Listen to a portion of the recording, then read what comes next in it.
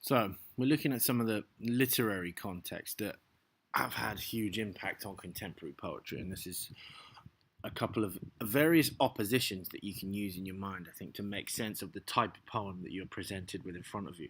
To make this clear, you're never likely to be presented with a definitively imagist poem or a definitively confessional poem, but you will be presented with one that probably borrows from both of these literary contexts, but is slightly biased towards one end of this if you think of it as a type of spectrum.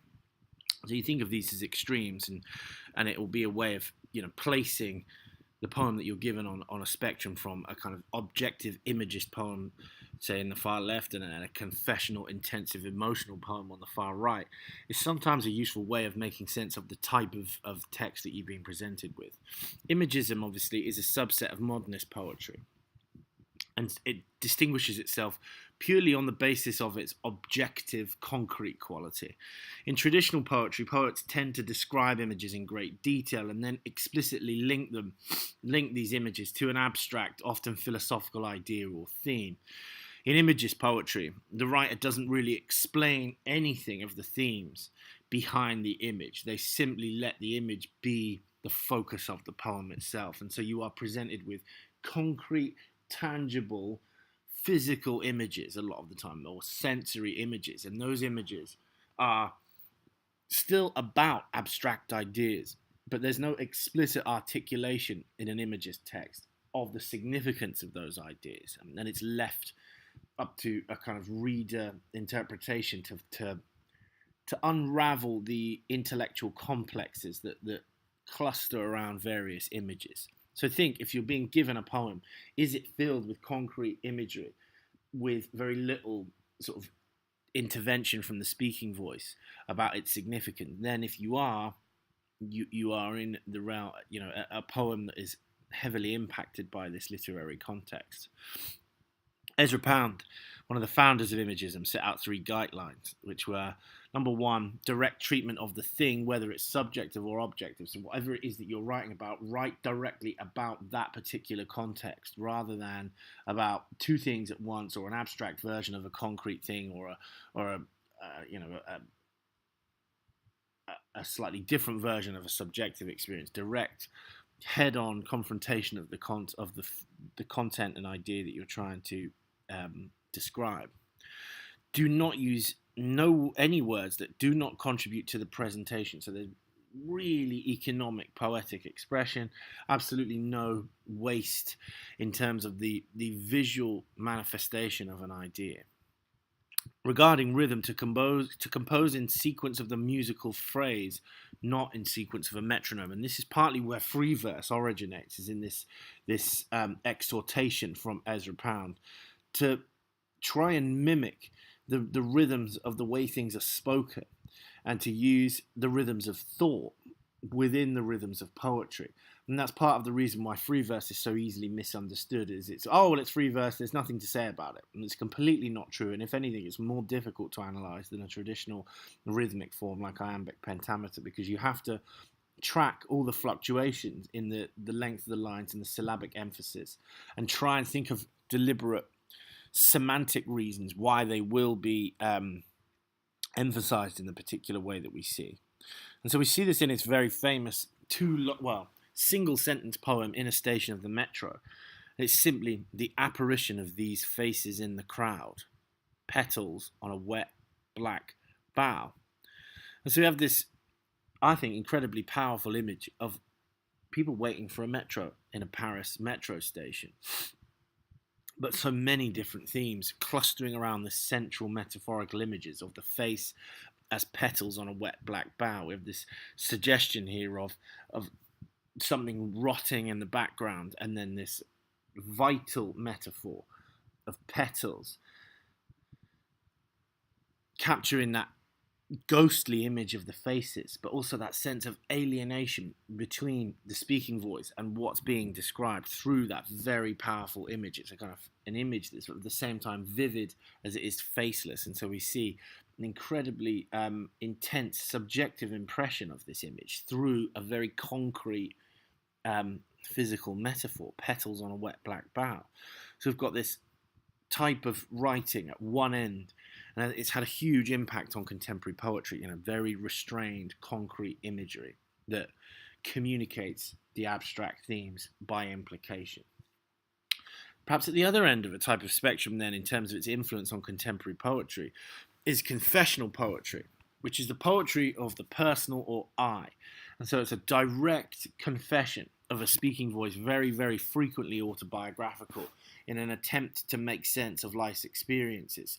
So where you have that sense of restraint and objectivity in an imagist poem, here you have the sort of open communication of the subjective contents of the poet's mind through very often a biographical speaker that's very comparable to the poet themselves. Not always the same thing, and I think generally it's always good practice to just assume that the speaking voice that you're being given is not the poet, and to write about it as such, as a construct, because whether it's biographical or not autobiographical, the speaking voice is always a literary construct. So the style of writing emerged in the late 50s and 60s and is associated with Lowell, Plath, Anne Sexton, W.D. Snodgrass particularly. Lowell's book, Life Studies, was a highly personal account of his life and familial ties and had a significant impact on American poetry. Plath and Sexton were both students of Lowell and noted that his work influenced their own writing. So there's a huge sort of transmission between these three. The confessional poetry of the mid-20th century tended to deal with subject matter that had not been openly discussed in American poetry particularly. Private experiences with and feelings about death, trauma, depression, and relationships were addressed in this type of poetry, often in an autobiographical manner. And Sexton in particular was interested in the psychological aspect of poetry because she started writing on a suggestion from her therapist. The confessional poets of the 1950s and 60s pioneered a type of writing that forever changed the landscape of American poetry particularly. The tradition of confessional poetry has been a major influence on writers and continues to this day. Marie Howe and Sharon Olds are two contemporary poets whose writing largely draws upon their personal experience. And so this is what you're looking for, really, every time you're being presented with a poem. Is there a very clear biographical speaking voice that appears to be making sense of an event that has taken place in the poet's life? Or is this a very restrained speaking voice, using the objective qualities of the external world to communicate abstract themes? And so it's really about the presence of the poet in the speaking voice and deciding, what is achieved through that sense of restraint or, say, subjective communication. How much is the individual poet's speaking voice a presence in the poem itself? And we're going to look at two poems in the examples that I think are very clearly drawn towards opposite ends of this particular spectrum. Moving on to the next context, we look at the conflict between free verse and neoformalism. And really the simplest way to remember this is the verse highly unregulated and following no rhythmic and rhyme pattern, or is it actually fulfilling the criteria of a traditional poetic verse form? Free verse is most often what you're going to find in these poems, but it's not. The danger with free verse is that you suddenly then, because it's free and there are no conventions, you stop looking for features of the rhythm and the form, which is completely the wrong thing to do. You want, I think, even more when it's free verse to pay close attention to its fluctuations. So free verse is a form of poetry of distinct rules. Poetry free of distinct rules that originated in France and was called vers libre or free verse in the symbolist poets of the late 19th century, famous of which is Arthur Rimbaud. It's a form that has few rules. It doesn't have to rhyme. Their stanzas don't have to exist or be of any particular length. Lines are usually of different lengths, and there's very little consistent metrical pattern. And the first word of the line is often not capitalized. The purpose of free verse is not, however, to disregard all traditional rules of poetry. It's supposed to be then based on a poet's own rules of personal thought patterns and breath patterns, and this is the key thing to bear in mind. Patterns of thought and breath patterns is what you are looking for when you're presented with a free verse poem. How do the lines' size and shape and rhythm echo various types of thought? And that's really the easiest way to think about what to do with free verse.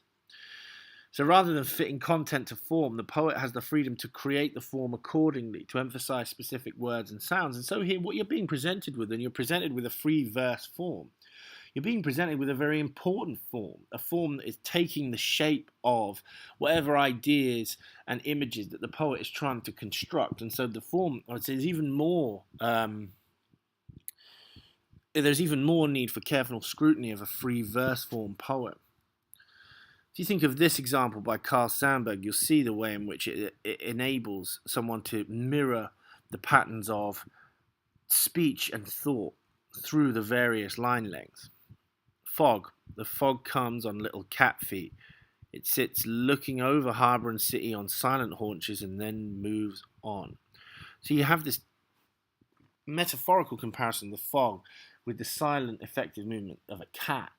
And so you have this very brief opening sort of couplet, the fog comes on little cat feet, to mirror, I think, its sudden arrival, its sudden sort of stealthily arrival. And then we have these fragments of sentences. It sits looking, giving it that image of powerful stasis, broken down into those three words. Over harbour and city on silent haunches, and then moves on. And that sentence broken over 4 lines with that very final line mirroring the movement of the fog gives us this sense of powerful stasis and then sudden transformation. And that's where the lines of this free verse form are mirroring the movement of the fog itself and the way it is apprehended by its speaker. And that's what you want to be looking at when you're given a free verse poem. So there are 5 different types of free verse. There's phrase reinforcing, which is arranging lines into natural phrases, which I think is probably what you've seen more in that fog poem by Carl Sandburg. There's phrase breaking, which interrupts the natural phrase at unexpected times. So you think of natural cohesive units of speech and clauses of sentences possibly being fragmented over lines. And then word breaking sometimes splits single words between 2 or more lines. Word jamming sometimes squeezes words together, and the prose poem is really everything else. But I think the two that you're most likely to encounter are the first 2, and very often number 1 is the one that I think is the one you want to pay closest attention to, the way that the lines mirror natural rhythms of speech and phrases, and what their reasons are for doing this. Now, at the other end of the kind of contemporary spectrum is neo-formalism, which is a late 20th century development in American poetry that tried to draw fresh attention to traditional verse forms in terms of meter, rhyme, and stanza symmetry.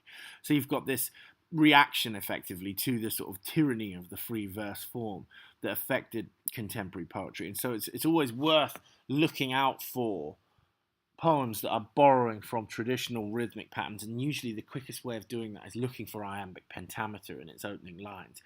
Chances are, if it's using that rhythmic pattern, it's going to be invoking some form of traditional verse. So this emerged, I think, through the overwhelming popularity of free verse during the Cold War, and the notion that metrical patterns were somehow antithetical to organic truth. Neo-formalist poets and their advocates rallied behind traditions, aesthetics, and practices they believed had been all but abandoned by many of their contemporaries. There's various names here that are relatively well famous in neo-formalism, but critics of the movement sort of decried neo-formalists for privileging metrical artifice and some, highly stylized verse forms over otherwise ambitious visionary and free forms, and some have gone as far as to call new formalism patriarchal. So you have to think of these concepts when if you do get presented with a poem that has a fairly traditional rigid verse structure, there will be a connection between the choice of doing that and the ideas that are being presented. Often it will be as a way of rewriting something traditional or reacting to it. Others make the case, however, that free verse is no more or less a form than traditional verse. And so what you're really being asked to think about here is the metric and rhythmic patterning of the poem and the extent to which it either adheres to a traditional form or breaks free from it in free verse. Look at the reasons for doing so when you're given the poem and asked to think along these lines. Why are they doing these things? And how does it connect to the ideas that are being communicated in the poem? So you have the imagist confessional spectrum to think about contemporary poems alongside, and then the free verse neo-formalist spectrum to think about contemporary poems with, and then a couple of related ideas I think that very frequently crop up on the poems that the IB choose. Poems that show us the legacy of Romanticism. In any poem that invokes the connection between mankind and nature, the first way to make sense of it is through the extent to which it invokes, responds, or reacts to the romantic vision of identification with nature, because almost every single one will. For those of you who are unsure about Romanticism, it prized highly the sublime beauty of the natural world, venerating its tranquility and beauty and its enormous power. In both cases, nature is used as the basis for self-transcendence and frequently an enraptured connection between the speaking voice and the scenes in which he's situated, and it is usually a he, sadly.